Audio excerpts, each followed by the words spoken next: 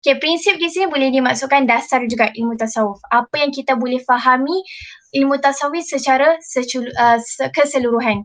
So tadi the main thing kita dah tahu permulaan ialah pengertian. Sekarang apakah dasar-dasar ilmu tasawuf? Okay, dasar-dasar dia kita boleh bahagikan sebegini, okay, depend on soalan dia. Tapi Ustazah ambil prinsip ilmu tasawuf ni daripada ni Mabadi' Asyarah. Kalau kita faham, mungkin ada apa ni yang teman-teman lain pun pernah kongsi mengenai Mabadi' Asyarah di mana ulama dahulu untuk mempelajari sesuatu ilmu tu dia akan menggunakan atau memulakan dengan Mabadi' Asyarah, iaitu Asyarah inilah al-had, al-mawdu', al-samara, فضله نسبه الواضع الاسم الاستمداد وحكم الشارع ومسائل. Okay, ada 10.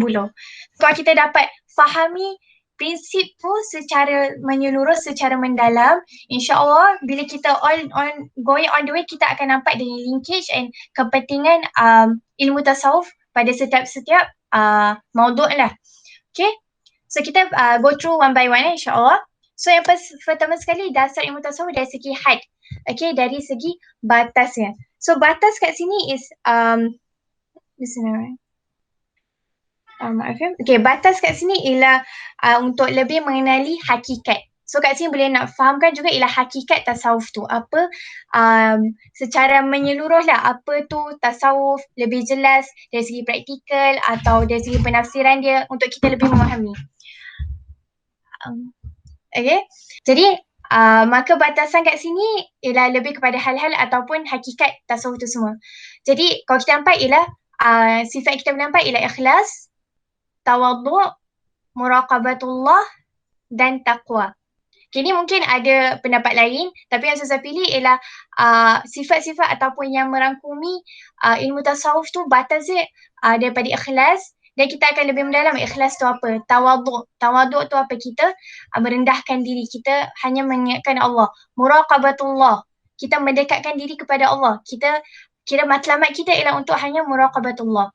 Dan taqwa. Okay, taqwa ni pun merupakan asas sebagai seorang mukmin, okay, dalam ilmu tasawuf. Okay, di mana banyak dalil-dalil Al-Quran yang mengatakan mengenai taqwa, ittaqullah haitsuma kunt dan selain-lainnya. Okay, dari segi sunnah dan juga Al-Quran. Kini adalah batas bagi ilmu tasawuf. Yang kedua ialah tema ataupun ilmu tasawuf merangkumi tema apa. Okay, tema dia lebih kepada tarbiyah rohani dan juga tazkiyatun nafs. Tarbiyah tu lebih kepada praktikal lah. Macam mana kita nak tarbiyah diri untuk lebih mendekati Allah, lebih ihyakan sifat ihsan tu sebagai seorang mukmin, okay? Dan bagaimana untuk mencapai kita harus mentazkiyahkan hati kita, mentazkiyahkan nafsu kita. Dan ini juga merangkumi anggota iaitu hati, roh, akal dan juga nafsu. Okay? Hati, roh, akal dan juga nafsu. Okay, ini ada perbezaan antara hati, okay, roh bagaimana, akal bagaimana dan nafsu bagaimana untuk kita betul-betul tarbiyah dan juga tazkiyah untuk mencapai matlamat ihsan atau matlamat untuk mengenali Allah SWT. Okay, itu adalah tema. Yang kedua ialah faedah. Faedah dia ialah mendidik jiwa, membersihkan hati dan makrifat kepada Allah dan sebagainya yang kita boleh dapat daripada tema tersebut lah.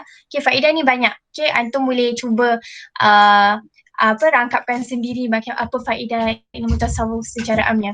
Okay, yang keempat ialah fadluhu, keutamaannya. Apakah keutamaan ilmu tasawuf ini? Okay, ilmu tasawuf ni, okay, Ustazah ambil yang ni. Ilmu tasawuf ni merupakan ilmu termulia kerana berkaitan dengan mengenali Allah Subhanahu Wa Taala dan juga ia berhubungan dengan sahnya ibadah manusia kepada Tuhannya melalui ittiba' kepada Rasulullah Sallallahu Alaihi Wasallam. Okay, so kat sini Ustazah just nak penambahan, okay, mengenai keutamaan. Okay, ada orang kata ilmu tasawuf ni bukan ke ilmu baru ke?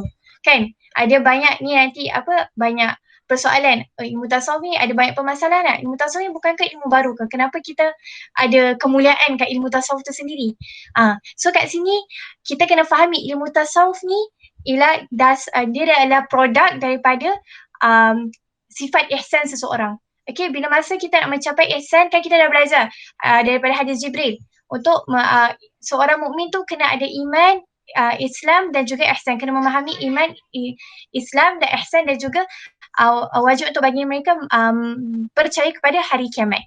Jadi untuk kita mengecapi ihsan, bersungguh-sungguh untuk ihsan, ialah kita harus mengenali, kena memahami ilmu tersebut yang dapat daripada ihsan, itu ilmu tasawuf. So ilmu tasawuf ialah produk daripada ihsan, maka sesungguhnya ada kemuliaannya dan ada merupakan ilmu yang termulia untuk kita. Dan ini juga kita boleh dalam hubungannya dengan ilmu lain. Okay, kita dah fahami keutamaan ilmu tasawuf dan kita fahami apakah hubungannya dengan ilmu lain. Kan yang tadi Ustazah dah go through ialah hubungannya balik kepada hadis Jibril. Okay, hubungannya kepada akidah kita dan juga kepada fikih kita. Okay, dan itu selepas itu bila kita mengecapi fikih dan akidah, kita harus juga ada ihsan. Boleh katakan inilah 3 serangkai lah sebagai seorang mukmin. Betul tak? Jadi hubungan ini kita kalau contohnya ada soalan mengenai, kita boleh kupas lebih lah apa kaitan ihsan dengan akidah kita.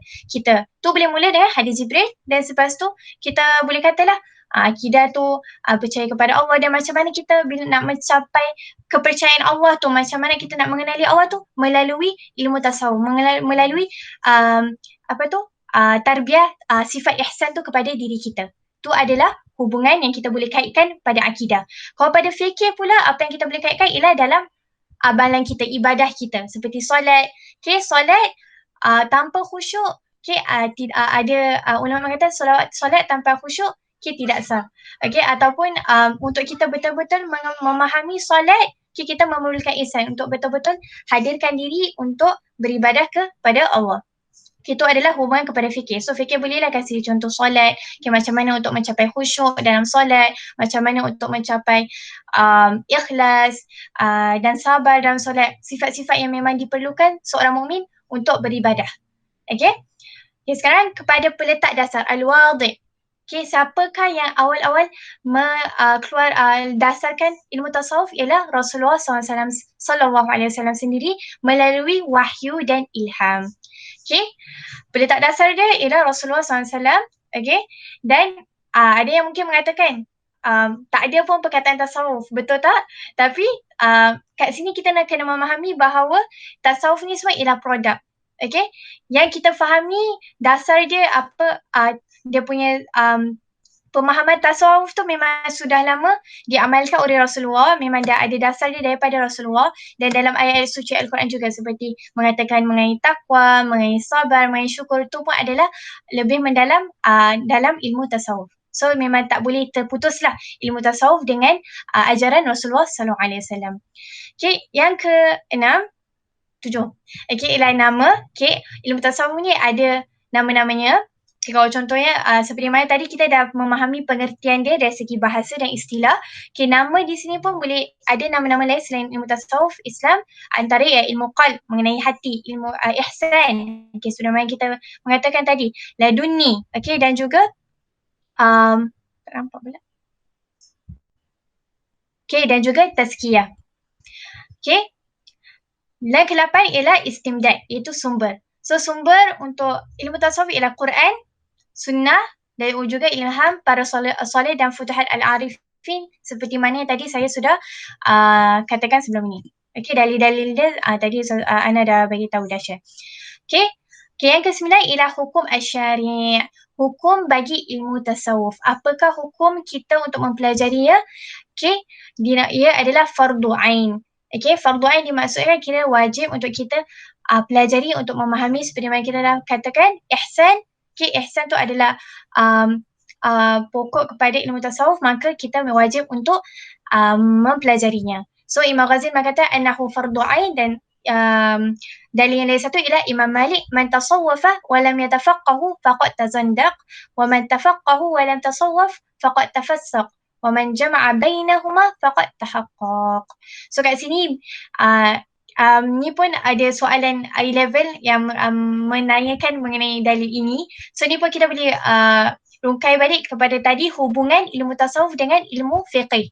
Kan tasawwafa wa lam yatafaqqah faqad tazandaq. Okay, merupakan kafir zindik. Wa man tafaqqah wa lam tasawwaf, okay, dia orang yang fakih, tapi dia tak tasawuf, tak menyucikan hati, tak berikan pantulan hati ilmu tersebut, maka dia telah tafassak, dia telah fasik dari segi itu. Wa man jama'a bainahuma faqad tahaqqaq. Kalau tapi bila masa kita dapat menyatukan kedua-duanya, maka dia telah tahaqqaq.